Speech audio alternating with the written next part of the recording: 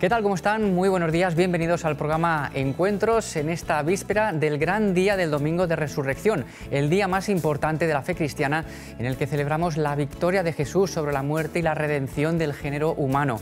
Hoy vamos a dedicar una parte de nuestro programa a conocer algunos de los actos más importantes de la Semana Santa aquí en la diócesis de Valencia. Y además, hoy hablaremos también de la campaña de este año de la Fundación Pontificia Ayuda a la Iglesia Necesitada a favor de los cristianos perseguidos en el mundo.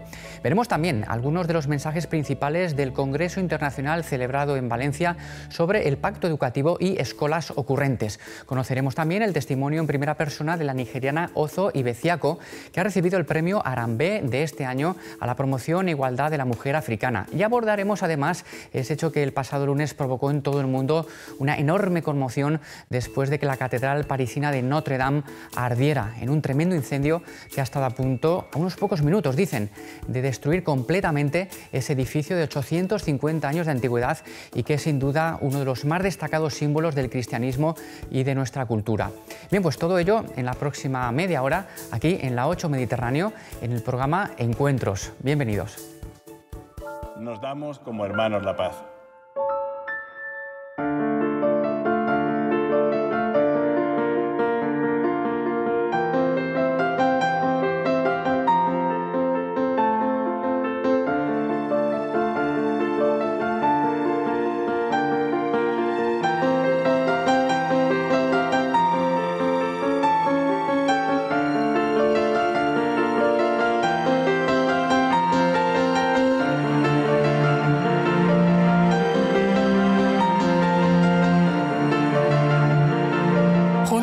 Por un mundo mejor, por tantos. Bien, pues entramos ya en materia con las celebraciones en Valencia para conmemorar la pasión, muerte y resurrección de Cristo. Una Semana Santa que culminará mañana, en el Domingo de Resurrección, y que se abrió hace unos días con el Domingo de Ramos. En la Catedral de Valencia, por ejemplo, el cardenal Antonio Cañizares bendijo en el exterior del templo los ramos de olivo, laurel y las palmas de los fieles que se acercaron hasta allí. Seguidamente se realizó una procesión por las calles aledañas y después se celebró la solemne misa del Domingo de Ramos. Estuvo oficiada también por el arzobispo de Valencia. El significado religioso de la procesión del Domingo de Ramos lo conmemoraban ya los peregrinos en el siglo IV, cuando bajaban desde el Monte de los Olivos hasta Jerusalén con ramos de olivo y palmas, simbolizando la entrada de Jesús en la ciudad.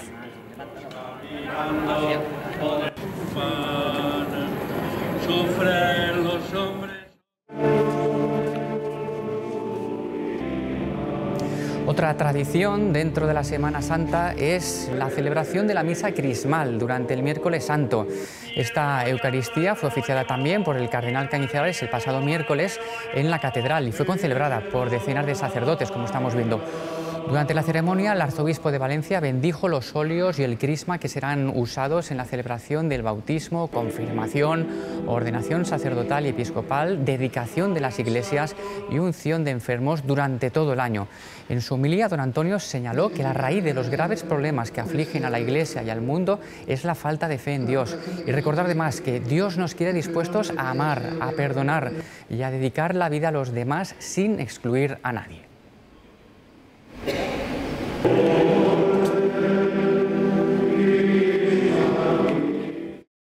Y otra cita fija en la Semana Santa de Valencia es el solemne Via Crucis diocesano, que un año más recorrió las calles del centro histórico de la capital valenciana.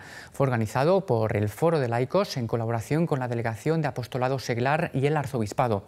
Nos lo cuenta nuestro compañero Víctor Gutiérrez.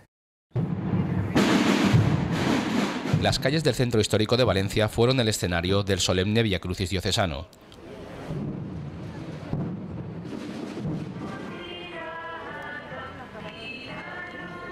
Organizado por el Foro de Laicos, en colaboración con la Delegación de Apostolado Seglar y el Arzobispado, el recorrido estuvo presidido por el cardenal Cañizares.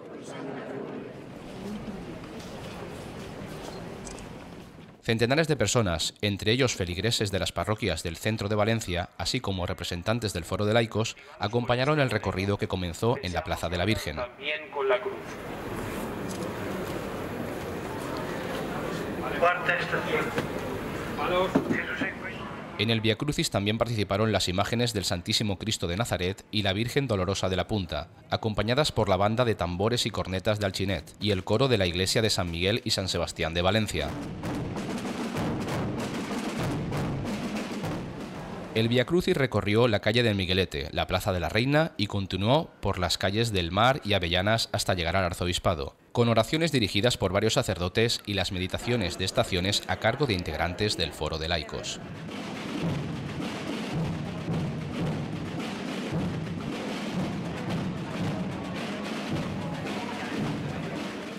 Bien, y como decíamos, estamos a punto ya de culminar la Semana Santa con la celebración del Domingo de Resurrección, una fiesta que es la cúspide de la fe cristiana y que se festeja en toda la diócesis de Valencia con misas solemnes, también con los llamados desfiles gloriosos, con imágenes y representaciones de Cristo resucitado, o también con el lanzamiento, como es el caso de la localidad de Chelva, de una lluvia de aleluyas, unas papeletas con la palabra aleluya escrita que se lanzan desde el campanario. Las imágenes que estamos viendo en este momento son de archivo, corresponden a otros años en la Semana Santa Marinera de Valencia y esperamos que este domingo la climatología acompañe y las procesiones se puedan desarrollar con normalidad.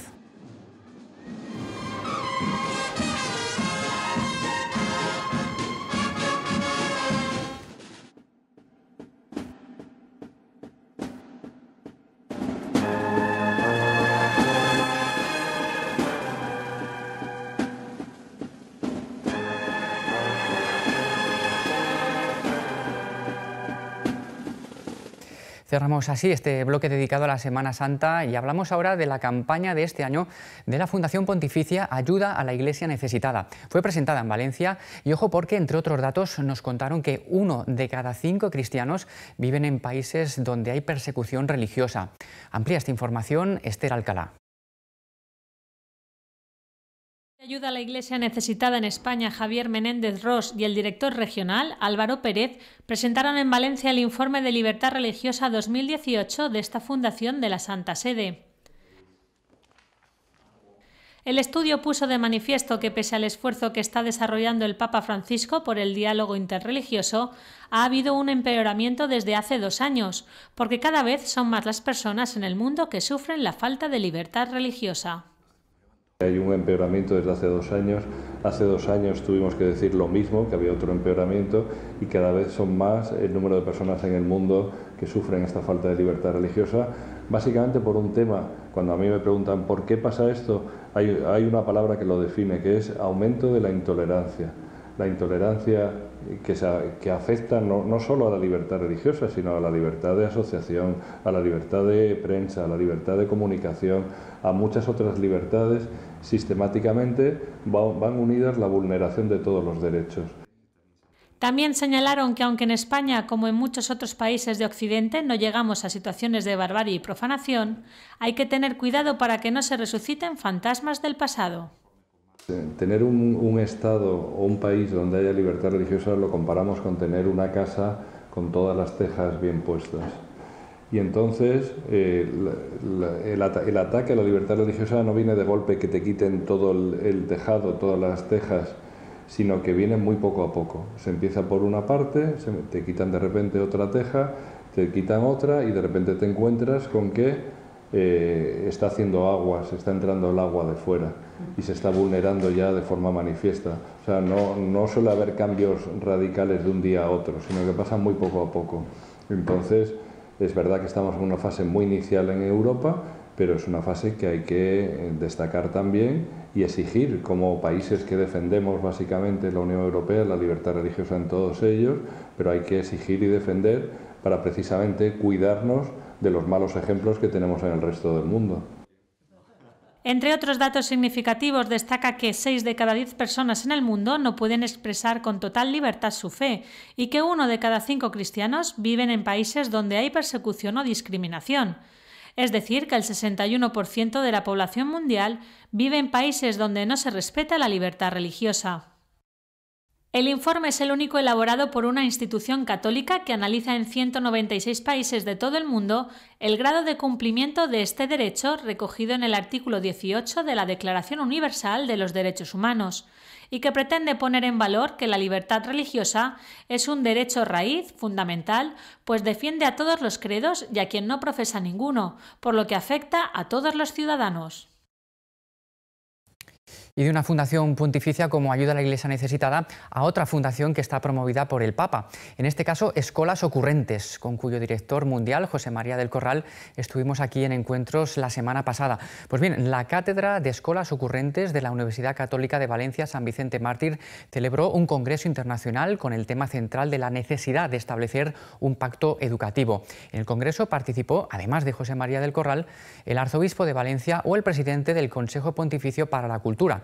Escuchamos primeramente lo que dijo el cardenal Antonio Cañizares, que se refirió a ese pacto educativo en estos términos. La educación es educación o no cabe ningún pacto. Y de hecho, cuando tantos partidos están y grupos sociales están no en contra de un pacto, sino que hacen imposible un pacto, es porque realmente no educan, buscan otros intereses. Agradecemos, además, que sea este pacto educativo para la ciudadanía global, para el cambio cultural de nuestra sociedad, para llevar a cabo, sencillamente, la renovación de nuestra sociedad. Una sociedad que es una humanidad nueva, hecha de hombres y mujeres nuevos. Y ahí está la educación. También participó en ese congreso, como decimos, entre otros, el presidente del Consejo Pontificio para la Cultura, el cardenal Gianfranco Ravasi. Entre otros temas, reflexiona sobre la importancia de que la educación se desarrolle desde una perspectiva integral de la persona, incluyendo también su dimensión trascendente o religiosa. Una idea que comparten con la Iglesia personas que no están vinculadas a ella, como es el caso, por ejemplo, del fundador de la multinacional informática Apple, Steve Jobs, al cual citó el propio cardenal Ravasi. Testimonio sorprendente y inesperado de índole general que indica la necesidad de una educación global de la persona y no su simple formación técnica. Es la voz de Steve Jobs, el aclamado fundador de Apple, que en los umbrales de su muerte, en 2011, hizo una declaración que puede ser considerada como su testamento ideal. La tecnología por sí sola no basta. Es el matrimonio entre la tecnología y las artes liberales y la religión, entre la ciencia y las disciplinas humanísticas, el que nos da ese resultado que hace brotar un canto en el corazón. Bien, pues si les parece vamos a conectar ahora con el periódico Paráula del Arzobispado de Valencia para conocer sus principales contenidos en la edición de esta semana. Así que saludamos ya a nuestra compañera Belén Nava. Muy buenos días. Buenos días, Eduardo. La Semana Santa acapara la atención en este número de Paráula.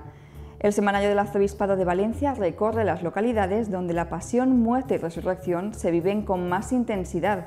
Benetússer, Ondara, Moncada, Sagunto, Gandía salen a la calle para representar de forma intensa y emocionada la pasión de Jesús. Además, descubrimos las reliquias de la pasión de Cristo en la catedral que han sido veneradas durante siglos. Algunas de ellas pueden contemplarse en el Museo de la Catedral, otras, como el Santo Cáliz, la reliquia más preciada, o el Lignum Crucis, están expuestas para su veneración en una capilla propia. Estas reliquias son vestigios del paso de Jesucristo por la tierra y los recuerdos de su pasión y su muerte.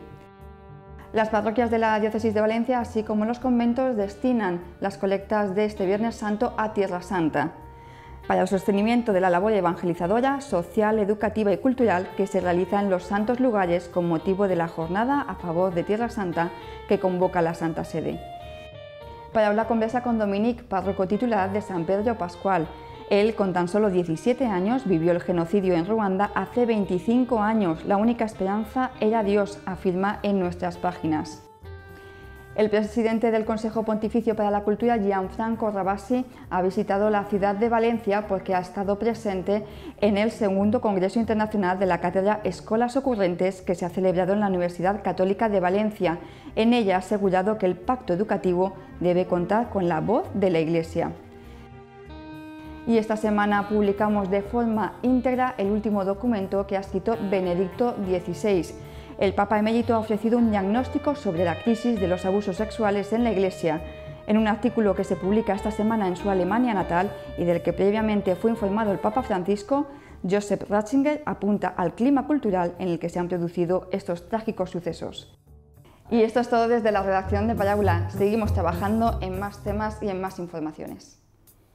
Muchas gracias, Belén. Y queremos mostrarles ahora el testimonio de Ozo Ibeciako, una médico nigeriana afincada en Sudáfrica que ha ganado este año el premio Arambe a la promoción e igualdad de la mujer africana.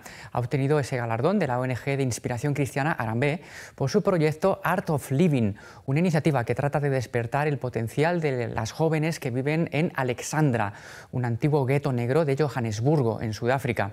Bien, pues con Ozo Ibeciako hemos podido hablar en una visita a Valencia y esto es lo que nos ha contado.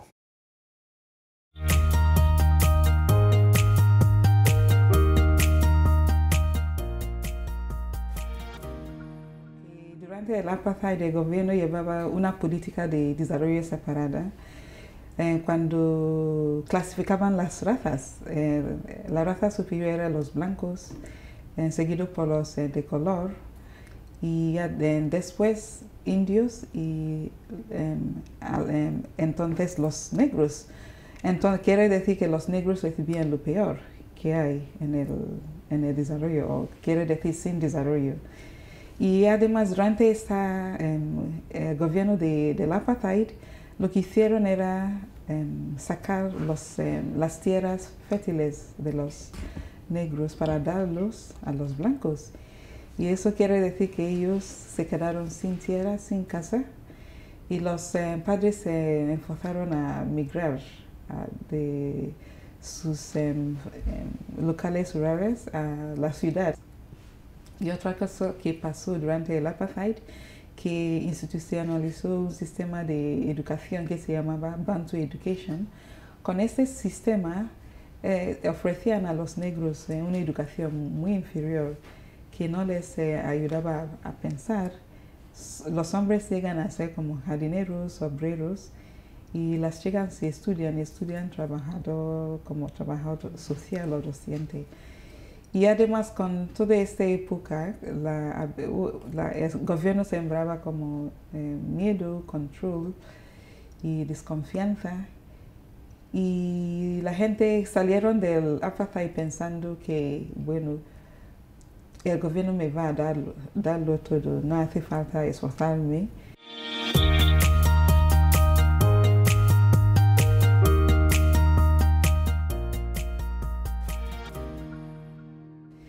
Y en África tenemos este refrán que educar a una mujer es educar a toda la nación. Por eso pensábamos que podemos aportar, ¿no?, para desarrollar la sociedad, ¿no?, el país, porque claro, Mandela, siendo el primer presidente del gobierno demócrata, nos dejó este reto que ahora tenemos que reconstruir el país entre todos, que todos son sudafricanos, los blancos, los negros, los indios, los de color. Ahora es el tiempo para perdonar, ¿no?, y mirar adelante.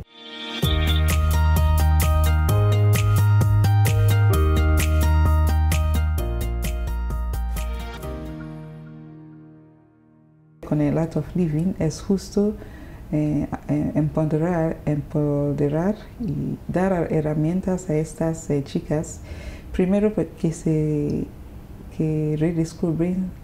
redescubran su valía y que descubran sus potenciales, desarrollar sus talentos y que motivarlas a querer estudiar y terminar los estudios para conseguir un puesto de trabajo bueno en el futuro. Porque si ellas no terminan el colegio, terminan en droga o la prostitución o crímenes. Y es una cosa que queremos cambiar. Y además de motivar a ellas, que ellas se convencen que tienen las capacidades para cambiarse, que no deben esperar que alguien les da. Es como darles un sentido profundo un sentido auténtico de la libertad. Libertad no es que tengo derecho para recibir, pero justo que este esfuerzo personal que te ayuda a desarrollarte como una persona y además puedes ayudar a la comunidad.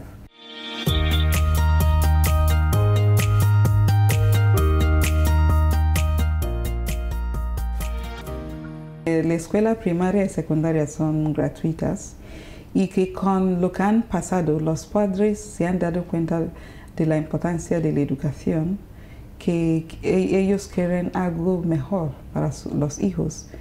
Pero tenemos una situación que esos jóvenes ahora no tienen ganas porque para ellos no tienen role models. Y entonces, ¿por qué? No tiene sentido esforzarme tanto. Y justo el trabajo, la parte de nuestro proyecto es ayudarles, ¿no? Convencerles que sí se puede y que ayudarles a tener en cuenta de la importancia de la educación para una persona.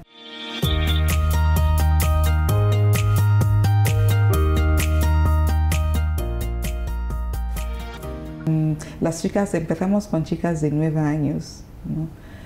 Y con ellas tenemos actividades de charlas, de formaciones humanísticas cristianas. Además, tenemos otras actividades prácticas como drama, debate y workshops, campamentos, trabajos en equipo. A través de todo eso, transmitir esos valores. Y además cosas dirigidas al estudio, como ser buen estudiante, como técnica de estudio.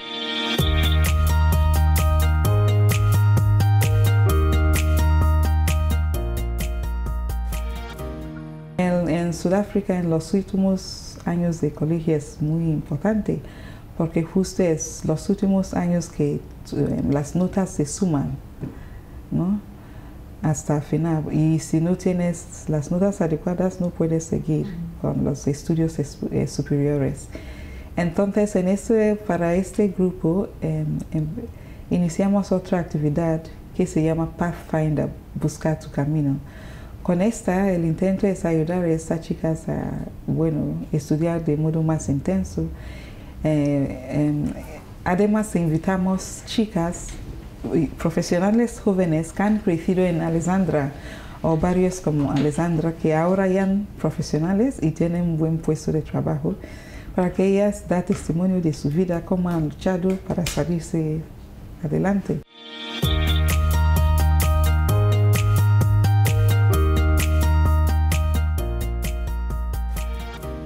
Y pensando que la mujer puede llegar, tiene un impacto, mucha influencia en la sociedad. Y en la historia de Sudáfrica, claro, las mujeres de verdad han estado muy enfrente de la lucha. Ellas también, viendo los cambios con los role models, las voluntarias que han crecido de ahí, con el testimonio de su vida, les motiva, les estimula a estudiar. Y las madres también ven cómo han cambiado sus hijas, y además que ahora se empeñan más en sus estudios y contribuyen en la casa, porque les damos como también formación para saber cuidar la casa, porque antes cada persona va por su cuenta, limpiar, cocinar, hablar, y no hacer vida en familia. Con todo esto, que, claro, han cambiado el ambiente de la familia y corre la voz entre las chicas, entre las madres, que, bueno, han llegado como 500 entre las chicas y las madres que han aprovechado el proyecto. Y de las voluntarias, claro, ellas, sabiendo lo que han recibido, que sabiendo también la situación en que han crecido, querían volver. Eso es lo bonito. Querían volver para ayudar a estas chicas a salirse adelante. La del Premio Arambe de este año para la promoción de la mujer en África. Y hoy en el tramo final de Encuentros queremos acercarnos por un momento a París, que ha vivido una semana difícil con ese terrible incendio que sufrió el pasado lunes la Catedral de Notre Dame. Un incendio que ha devastado la cubierta de madera y la famosa aguja que remataba este templo de 850 años de historia y que es uno de los símbolos, sin duda, de la cristiandad y de las raíces cristianas de Europa. El arzobispo de Valencia se refería a ello el pasado miércoles en la misa crismal, que antes hemos visto en imágenes, y decía en referencia al incendio de Notre Dame que tenemos la necesidad de volver a esas raíces cristianas y que de hecho las vemos reflejadas en la imagen de numerosos franceses, tanto mayores como jóvenes, que estuvieron rezando largas horas ante la catedral en llamas. El incendio ha suscitado el temor sobre la seguridad en otros templos en el mundo. Aquí en la Catedral de Valencia, por ejemplo, nos han contado que es imposible que se produzca un incendio de este tipo porque en la Seo Valentina, a diferencia de Notre Dame, no hay techumbre de madera, como en este caso en París sí que lo hay. Así lo explica Jaime Sancho, canónigo conservador del patrimonio artístico en la Catedral de Valencia. En Valencia concretamente el arzobispo Aliaga, que fue ya del siglo XVII, hizo unas ordenanzas precisamente para prever los incendios, que las iglesias, los tejados no estuvieran apoyados en vigas de madera, sino en tabiques conejeros que se llaman y bardos. Y eso se siguió en todas partes, lo cual precisamente se hizo ya en el siglo XVII para evitar los incendios. Aquí en la catedral, encima de las bóvedas está el techo, la terraza, como en Sevilla, como en otras catedrales españolas, donde no están estos tejados altos que dan tanta belleza, también las catedrales góticas, tanta prestancia. De modo que aquí un incendio como ese es imposible. No hay techumbres de madera. Bien, en medio de este desastre que ha sido el incendio de la Catedral de París, queremos acabar con una reflexión desde la esperanza y más en esta víspera del Domingo de Resurrección, una fiesta que nos recuerda en definitiva que la vida vencerá sobre la muerte y que Dios no nos deja nunca de lado, que todo puede ser reconstruido, como de hecho se va a hacer con la gran Catedral de Notre Dame, que ha estado, dicen los expertos, aproximadamente solo media hora de ser totalmente destruida por las llamas. Finalmente la estructura pudo resistir y a ello le debe mucho el enorme trabajo de los 400 bomberos que lucharon para que este edificio, que es emblema de la civilización cristiana y de nuestras raíces cristianas, se mantenga en pie. Queremos despedirnos con las emocionantes imágenes que se han viralizado estos días de grupos de franceses rezando en torno a la Catedral de Notre Dame en llamas. Que su testimonio de fe nos sirva para fortalecer nuestra esperanza y nuestro trabajo para que el Evangelio siga en pie en toda Europa y en todo el mundo a pesar de cualquier dificultad. Por tanto, feliz Domingo de Resurrección a todos y hasta la semana que viene.